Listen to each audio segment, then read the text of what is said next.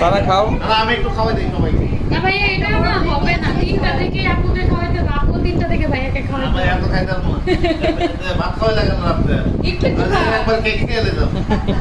না ভাত তো আলাদা জিনিস কেক আলাদা